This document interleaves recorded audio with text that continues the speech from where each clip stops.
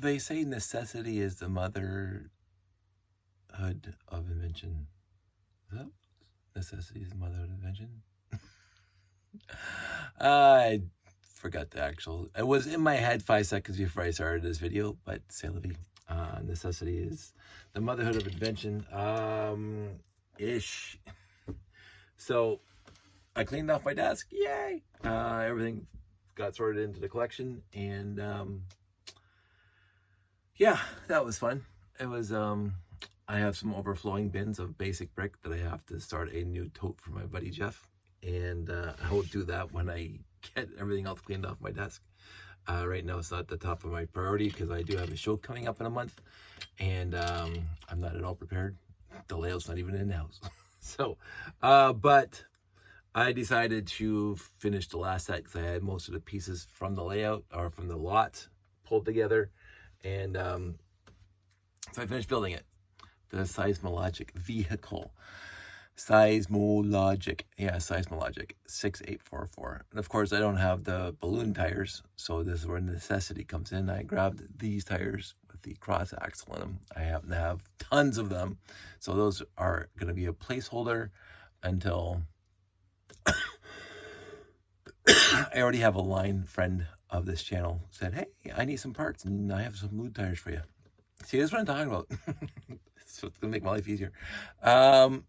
So I had to grab the radar dish. I had to grab the stand. I had to grab two 1x2 jumper plates. I had to grab the gray 1x1 clippies for the things, but those were here. All the plates were there, except for the 2x6. I had to grab a 2x6 out of my collection. The swivel piece was in the lot. The 1x2 with handles in the lot. I had to grab the trans red from the collection, and of course I had to grab the tires from the collection, and the antenna. There was no antenna. Half the minifig was here, and I grabbed the other half from my collection. The good part is that the mailboxes were in the collection, which I always thought was nice, and the 1x1 gray round bricks in the collection. And a 2x3 slope in the collection, inverted slope. The 1x2 bricks were in the collection. So I didn't have to grab too many parts, the tires especially, which is kind of a shame. So $25. I got some really cool pieces I never had before. And I got 3 little ships that I've had a few copies of, but now I have a few more. And as I say, one of them is just one of my personal favorites for a small ship like that. But I wanted to talk about this bin. So this bin is where I keep, so this is a baggie of loose tires. And basically it has all these, this is where I keep my balloon tires too. They just go into this bag. And I used up all my balloon tires, but I do have like dozens of these guys.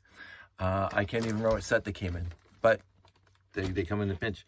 I have at least 2, 4, 6 old boat and motorcycle trailers from my era that never get used anymore. And then I have this bin of 2x2 plates with tires. And the majority of them were these guys, because again, I collected tons of classic space over the years. So I have tons of those in here. But even the bigger ones that came in some of the later sets. And also some of the black ones with the white hub, which is not ultra rare, but it's pretty rare. And even the black with the white hubs with the bigger tires on it. I think they may have come in classic space, like 1 or 2 sets. This was, somebody did this. The little smooth rubber should not be on these tires. This is, I saw this, and that's tape, that's Scotch tape, put it on there. This is the wheel set that I used for my, you might, if you go back in my YouTube stream and look at some of my older videos of the layout, you'll see the shuttle carrier going around on the landing pads, being pulled around underneath by a magnet. This allowed the tires to slip on the landing pads nicer when I was going around and around the corners. So I put tape around my, and of course back then you couldn't see the tape, but now it's starting to go brown.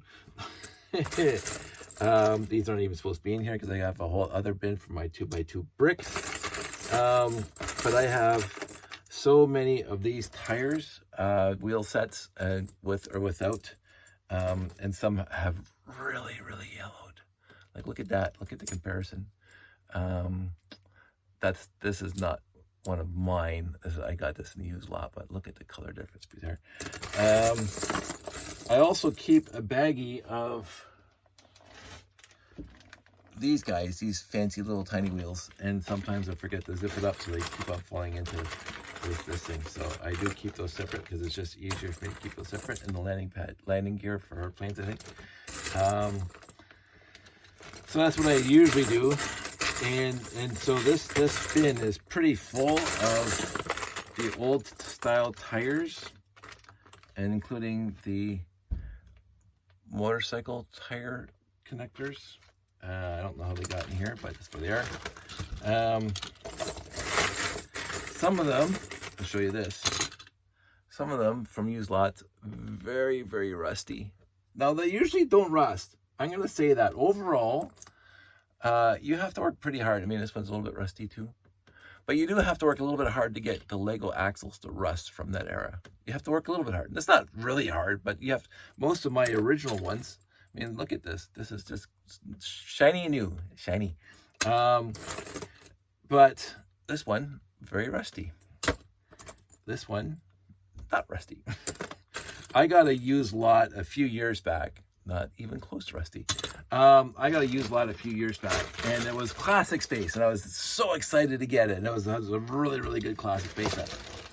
And it was down the street too, and I mentioned that if there's a lot down the street, I really push for me getting it. Because I don't have to leave Hamilton. I'm going up to Welland perhaps this weekend. So they were just down central Hamilton, and so it's 5 minutes for you to drive to.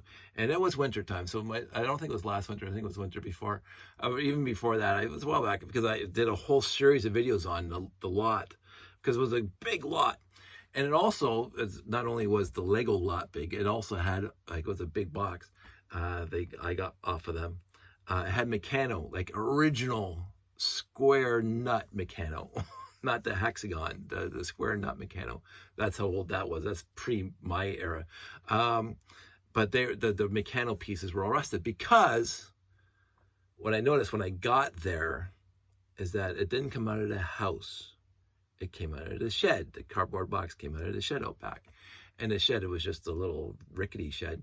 And so it was not necessarily exposed to the elements, but it was exposed to temperature changes. And what's going to rust Lego, those Lego axles that I've noticed, again, this is 57 years of experience.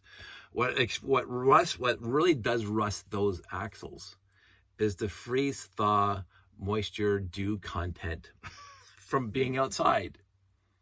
Like if you leave it in a temperature controlled house forever, it won't rust. Unless you bring it to the bathtub, and then it might rust. But, you know, when I was a little kid, I brought Lego into the bathtub, but that's a whole other story.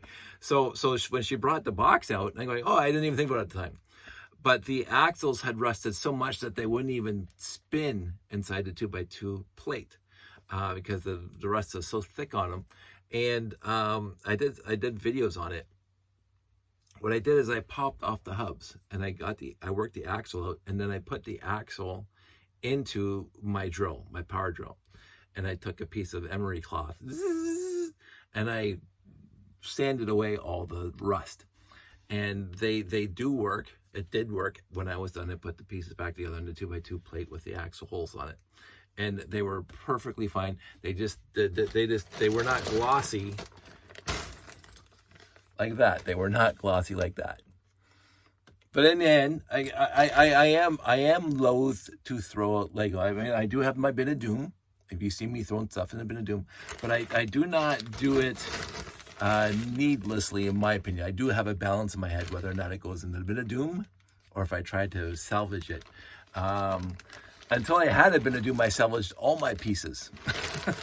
But I am at that age now, and my collection's so vast now that I don't want to put as much effort into redeeming parts that I don't need to redeem, and they can go straight into the bin of doom.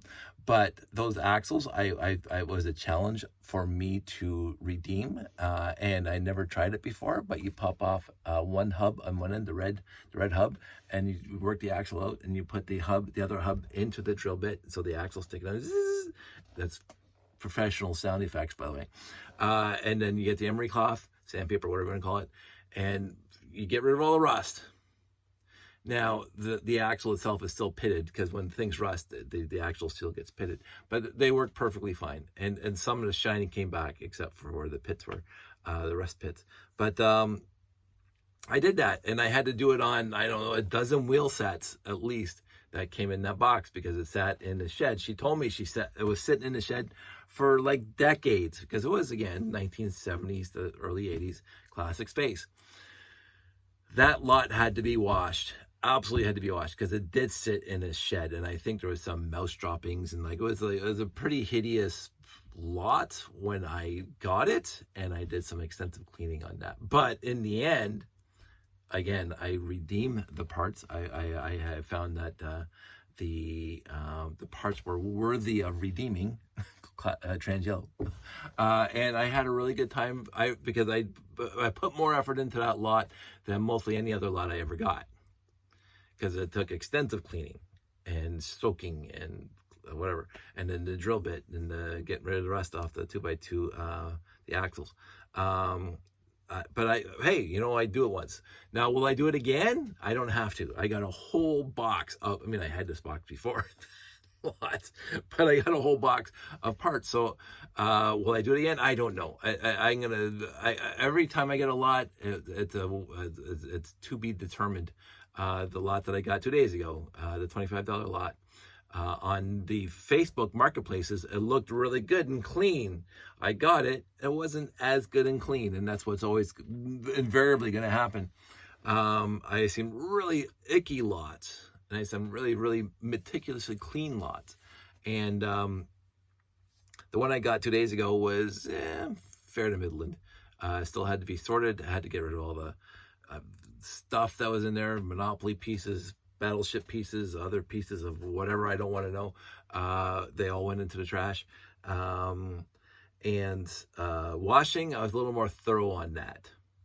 I was a little more thorough. I didn't really have to be, but I wanted to, because there was a lot of grime in that lot. It came in a big Ziploc. I even threw the Ziploc out. I didn't even bother trying to keep the Ziploc, because it was dirty and dusty inside. Not filthy dirty, but just enough to be slightly grimy. So, but I don't mind doing that. For me right now, that's a good part of the hobby. And as I say, this lot for $25, I got these pieces that I never had before, these guys. Now, whether or not that's a good thing to have in your collection, again, to be determined. But I never had those, and so now I do. So, and I got these three things. So again, in the end, the lot was worth $25, and half an hour of my time to clean and sort and wash, or clean, wash, and sort. Because it was. I've had lots that I say I regret buying for as much as I did, because of the effort I had to put into, getting it too worthy enough to be put into my collection. Not to say that there's a high benchmark to be worthy enough to come into my collection, but it has to be clean.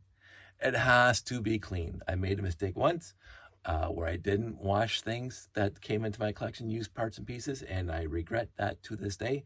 So anything that comes to my collection now, it's automatically cleaned. And again, it can come from friends. It doesn't matter. It gets cleaned before it comes into the collection. Now, to be said, I have some parts and pieces in here that are filthy because when we did the basement renos, sometimes I didn't put the lids on the containers of the Legos, especially my 6x black plates. And some of those plates are still, to this day, just covered in drywall dust. I haven't washed that bin yet. I keep on meaning to, but I just never bought. Every time I go in there, oh, there's it looks like it's white when you look at the top. That's how much dust is on it. So I've made some faux pas on keeping my collection clean. I try to keep it clean as much as possible. I do know also this, and this is something that you will realize when you really do shows a lot, that the parts get grimy from shows. They get dusty and grimy from shows. My thing is, for my space layout, I don't care, because it adds to the ambiance of the layout. It looks like it's been used in universe, so I don't mind the dust. There are some people who only want to build their mocks with brand new pieces, and they want to polish it with their Swiffers. And again, love them for it. That's their display, and from a distance it gleams and glows, and I said, oh, that's mwah, chef's kiss. My layout doesn't have that. my layout is dusty, sometimes a little too dusty. It's been pointed out to me a few times. But in the end, it is what it is. I'm not going to give this. I'm not going to give my layout a bath, because first of all, I can't, because of the wiring. But even beyond that, it's part of the ambiance of the layout. But anyway, so I'm going to go to bed. It is after midnight, and I created 3 sets from this lot. I will be picking up the knobby tires, the balloon tires, at some point. They want to do an exchange of parts. I'm 100% on board for that. Parts that I have in abundance. And right now, I mean, I will say I have the balloon tires in abundance too, but they're all used in mocks. Well, not even mocks, rebuilding, constituting of sets. And I'm going to leave them that way. These things are never coming apart, quote unquote. Again, they're going to go into a Ziploc. They're going to go into the bin in the garage. And when I get around to doing the big show, I'm going to do the big show. And then, because I don't need to take them. And this is the other part about, I've mentioned the history of me and Lego and the steamer box in the last video and stuff like that.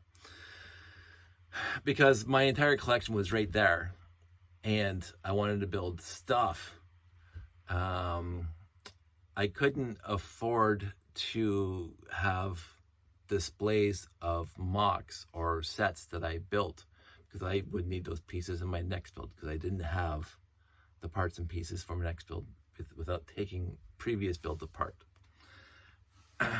We are, if you're like me, and most of my friends out there who have Lego collections or have far bigger collections than I do, if you have a big collection like this, it is nice. I'm going to say this. It is nice not to have to take something apart when you start building something new. Now, there are unique parts or rare parts that you might put in your build that you might need for your next build. That's perfectly understood. But right now, I have 2 mega core magnetizers built right here. Those have some very rare and or unique parts. I do not need to build anything else right now with trans neon green quarter domes. So if they can stay together, there's no point in me taking them apart. And I feel now, so I didn't want to go into some more tangents, but this is what I was talking to my dad about the other day when we had a really, really nice chat about moments. I remember most of my moments with Lego, and it was a moment of me building with my brother and my sister, and sometimes getting in fights and having to make rules about how long things could stay together. My brother would build a truck, and he wanted to leave it together for months, and I needed the parts in there because, again, we had a shared communal Lego supply. And when he built the truck, he had all the cool pieces in it, and then I want to build something over here, and so we had some nice fights as brothers normally do. And Mom made a stipulation, made the law, laid down her law that when somebody built something, if they wanted to keep it, they could keep it together for a week. Then it goes back into the box to be if somebody else needs the parts. So if you didn't want the parts, then leave it together. Just leave it together. But so my mom, with the wisdom of Solomon, made that edict, and we followed it. For this is the moment of my life with Lego, and I remember that rule was a hardcore, solid rule that lasted years when the 3 of us were playing together. After a while, of course, Brian, my brother, hit almost teen years, and he was just not interested anymore. So that rule kind of just faded, because Terry and I never seemed to have that problem. It was just my brother and I had that problem. I don't know what it was. But Terry and I never had a problem. She never built with the parts I wanted, and I never seemed to build with the parts she wanted. I don't know how that happened. So again, the moments I remember, those are the specific things of that moment that I remember. This was going somewhere. Yeah, so, but back then, you had to take apart something to build the next thing, because you didn't have a huge room full of Lego. I people keep on asking how many pieces that I have. I like to say my wife really does push for 1 million pieces. I have a tough time with that number. It might be accurate. It may be accurate. But one of these holds, what did I figure out? 250, 150, 150. I think it's no more than that. 750 2x4 bricks. One of these bins with the lid on.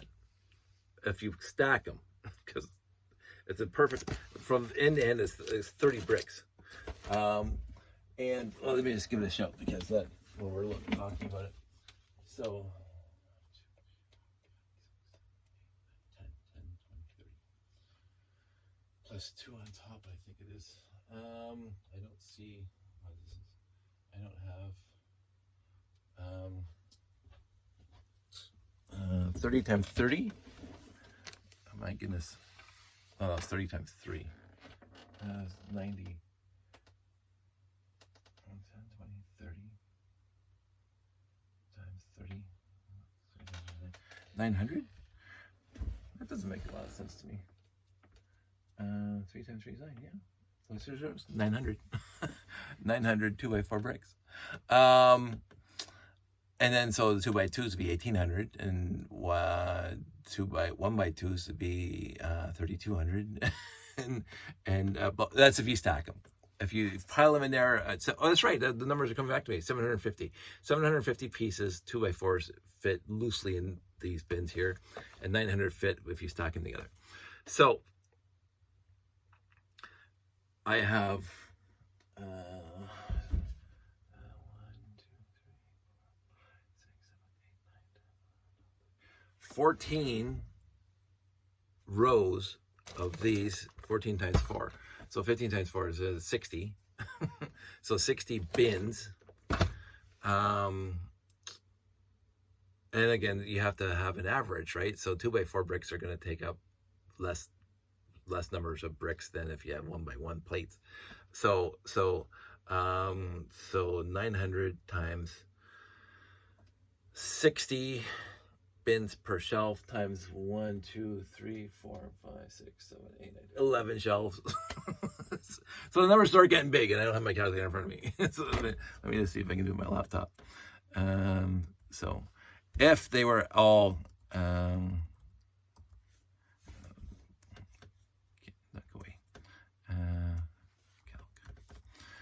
this is me doing it on the fly. So if we have, what did I say? 15, 60 bins per shelf, 60 bins. What's that again? Clear.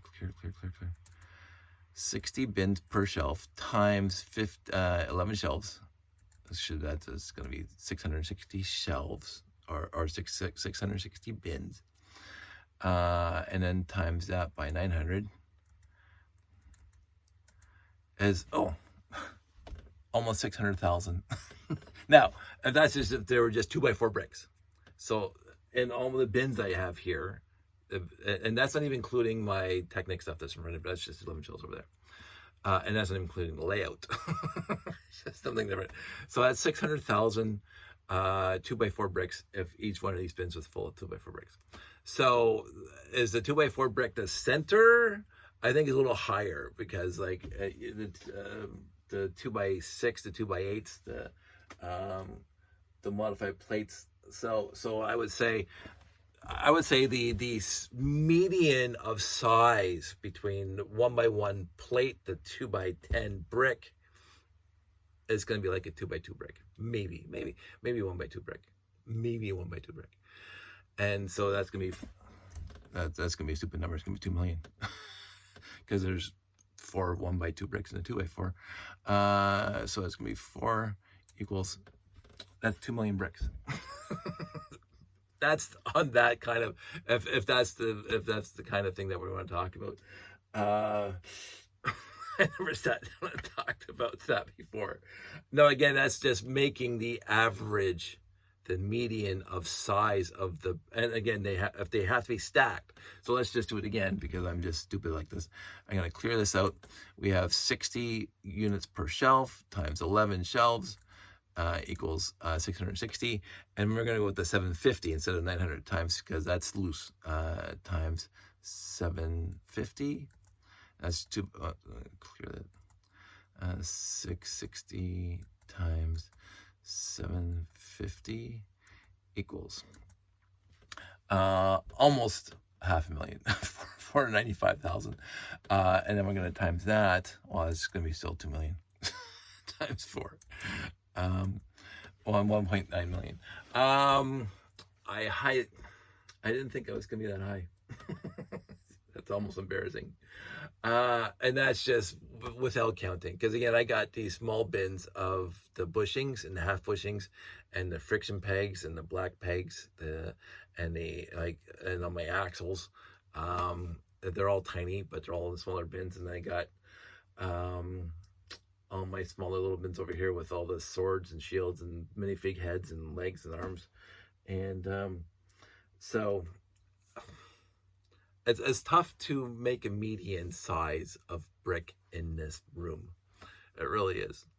But again, if it was all 2x4 bricks, there's 1.9, or 1x2 bricks, it's 1.9 million pieces here in this room. Anyway, that's a stupid number. I'm tired, and the maths are hurting my head. I'm not a good math person, never have been. Much to my chagrin, by the way. I wish I was better at math. I honestly do, because I like the engineering stuff and the figuring things out quickly. And I've always been impressed by engineers that can calculate, the stress points and how much weight can be held on various substances. But I'm not an engineer because my math sucks. Anyway, I'm going to take this upstairs. I'm going to put it in my laptop bag. I'm going to bring it to dinner tomorrow night. Lego dinner. But you won't know about that because this is going to be released on Tuesday. Maybe. Everybody out there, stay safe, take care, and I'll talk to you soon.